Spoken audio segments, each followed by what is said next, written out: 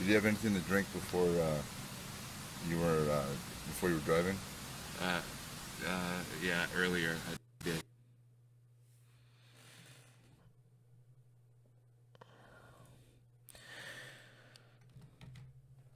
So, that was Mr. Jon Bones Jones, UFC light heavyweight champion, and another arrestee for DWI. Hi, this is Michael Sabat, and thank you for joining me on my channel. Tonight we'll be talking about mixed martial arts. It's a little departure from the usual coronavirus analysis that I usually do, but not too much, but just a little bit. So tonight we'll start off with a little story about Jon Bones Jones. Let's see here. UFC champion Jon Jones arrested for aggravated DWI and negligent use of a firearm in Albuquerque. Ooh. UFC light heavyweight champion Jon Jones was arrested by Albuquerque police on Thursday morning for aggravated DWI as well as negligent use of a firearm. According to arrest records obtained by MMA Fighting on Thursday, Jones was picked up just past 1 a.m. local time, and based on booking information, he's already been released from custody. He is due back in court on April 8th for a bond hearing, per Bernalillo County District Attorney spokesperson Michael Patrick. So, I'll be honest with you. I am a big UFC fan. I followed UFC since it started, but I have not been very happy with Jon Jones. Mostly because, and this is just my opinion, he's been a very self-centered and egotistical person. Now, a lot of fans out there are gonna hate me for that, but bear with me. Look, at first, I liked Jon Jones in the beginning. He was a young champion, a lot of talent. Loved him. Loved the way he was able to move. He still do. I still admire the way he moves, the way he does his strikes. Especially love his striking, and he has a perfect physique for it. However, I did not like the way he treated others. He did not think about the the lower cards.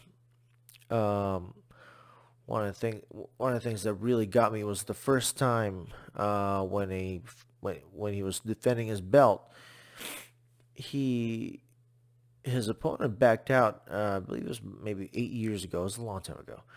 Anyway, Chael Sonnen stepped up to fight him, but his coach, I'm not sure if it was Winkle John or the other guy, it was New Mexico guys, advised him not to take the fight with Chael Sonnen. Well, he didn't, and as a result, the main cards were scrapped for that UFC, and the entire UFC event was canceled. Well, that really sucked for the rest of the guys in the undercards because then they don't get paid. And to me, that was very selfish. You're a champion. You're not only carrying your own title, you're carrying everybody else under you as a card. You do A champion does not do that.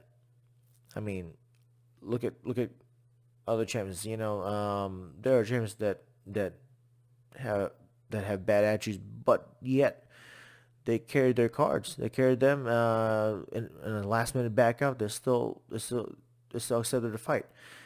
Conor McGregor, um, Junior Dos Anjos backed out on him, so he fought Chad Mendes on a 2 week notice. No problem. Why can't Jones do that? He may have changed, but considering the numerous arrests, um, car accidents, cocaine abuse, running away from a scene of an accident after having a car accident with a pregnant woman, I do not think I could respect this. This is an ongoing problem with this man. And I believe if you're going to be a champion and a representative for this sport, especially a sport I'm very passionate about, yeah, don't. Don't even. Just, you need to be right with yourself before you do this. And I don't care what your excuse is. John has had so many chances. Dana White has given him so many chances. I think it's time that Dana takes away his belt for good. That's my opinion. Y'all could hate me for it. Speaking of Dana White, let's move on to what Dana is up to recently. It seems as though Dana is still hell-bent on making sure that UFC 249 still goes as planned. He is hell-bent on staging UFC 249 amid the coronavirus pandemic. Let's read off here. UFC President Dana White understands that he infuriates and scares some people by just saying he is trying to stage a major fight night on April 18th. He understands that some, maybe even the majority, think he should just sit this in his Las Vegas mansion and wait this out. He gets that some, maybe even majority, believe that staging mixed martial arts card, even one with no fans in attendance and under, as he promises the strictest possible safety measures, is an absurd and an insulting act to the global pandemic. Listen, White told Yahoo Sports this week, there's people I care about, what they think of me, my employees, my family, my friends, the rest of the people. I don't give up what you think of me. That's the Dana White I know. And you know what? This company, these guys, they're fighters. They will fight it out. I understand the whole sense of the coronavirus outbreak right now. If Dana White and the UFC can guarantee the safety and the coronavirus COVID-19 testing ahead of time to these fighters and to the coaches and to the referees and to those who are on cage side, if they can guarantee those testing and make sure that all of them are clear, yeah, by all means, I think go for it. I believe the people do need some sort of an outlet. Mixed martial arts offers that outlet. Mixed martial arts is probably one of the most competitive athletic sports out there in existence. I follow it. I'm a martial artist. I've done taekwondo. I've done boxing. I've done all types of martial arts, and I'm a big fan of mixed martial arts. I've been a big supporter of it. I follow the International Mixed Martial Arts Federation.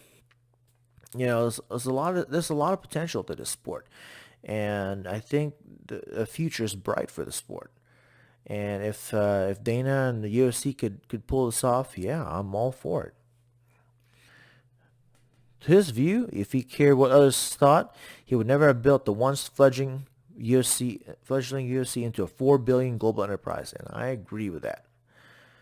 So I am actually very fascinated to see what's going to happen in UFC 249. Not only am I fascinated, but because my boy Tony Ferguson is going to fight the one and only Khabib Nurmagomedov.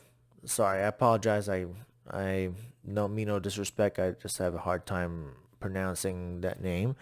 But El Kukui, I'm a big fan. Hope you get it. And speaking of big fan, I'm also a big fan of Conor McGregor. And Conor has been out recently promoting his view regarding the coronavirus outbreak. He has pushed his push for a lockdown of the whole island, and he has addressed his leaders.